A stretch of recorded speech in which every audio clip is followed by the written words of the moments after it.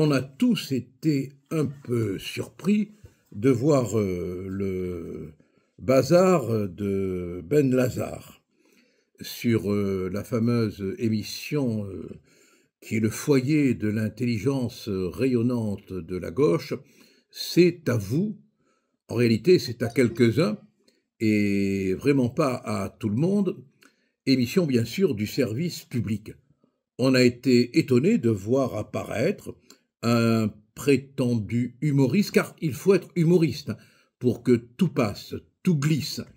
Il faut être humoriste pour se permettre quelques écarts qui ne seraient pas permis à d'autres qui ne seraient pas qualifiés d'humoristes.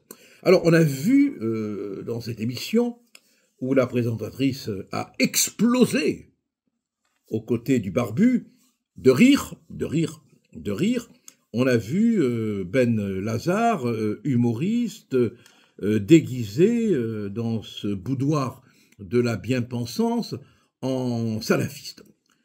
Si ça n'avait été que l'apparence, est-ce qu'on peut forcément juger, condamner, réprimander quelqu'un sur son apparence ?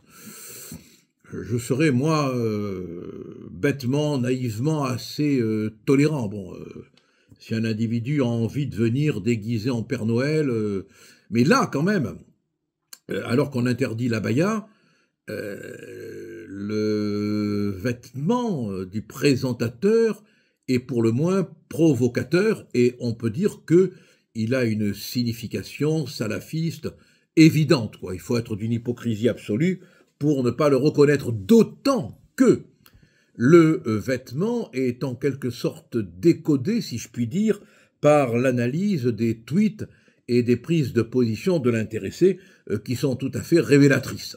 Ce qui a amené du reste Rachida Dati, ministre de ce qui nous reste de culture, de faire en sorte qu'il n'apparaisse plus sur le plateau de cette émission de télévision. Mais il demeure quand même sur une radio publique. Alors est-ce que là aussi on va considérer que sa présence n'est pas utile ?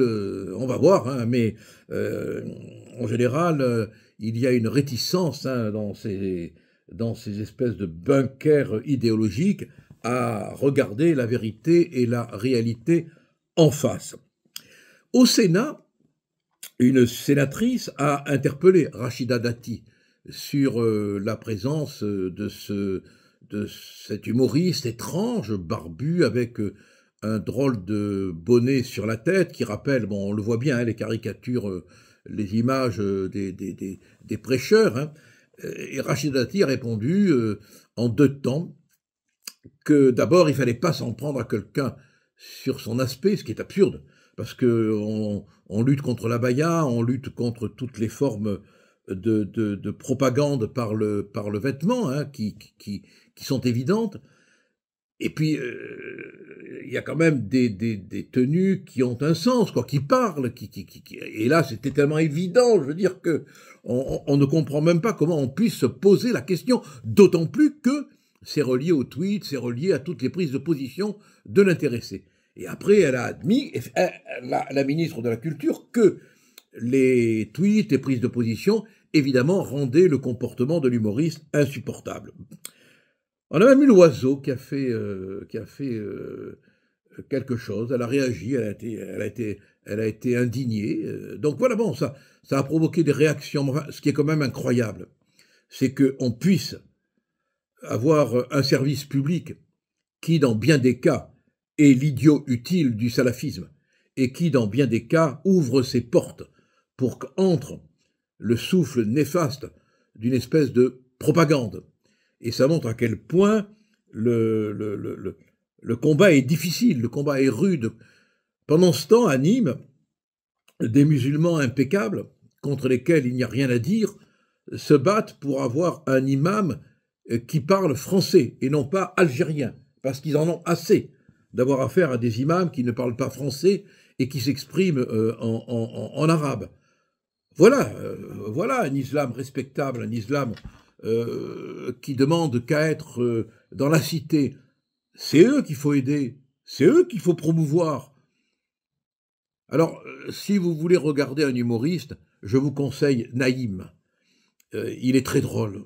Ah, il n'a pas de barbe, hein. Bon, il n'a pas de barbe pour l'instant. J'espère qu'il en a, enfin, il peut en avoir une au demeurant, hein. Le Père Noël en a bien une, hein. Et puis Charlemagne aussi en avait bien une. Mais il est très très drôle. Alors, si vous voulez passer un bon moment et montrer que vous n'êtes pas du tout sectaire, écoutez Naïm. Il est, lui, très drôle.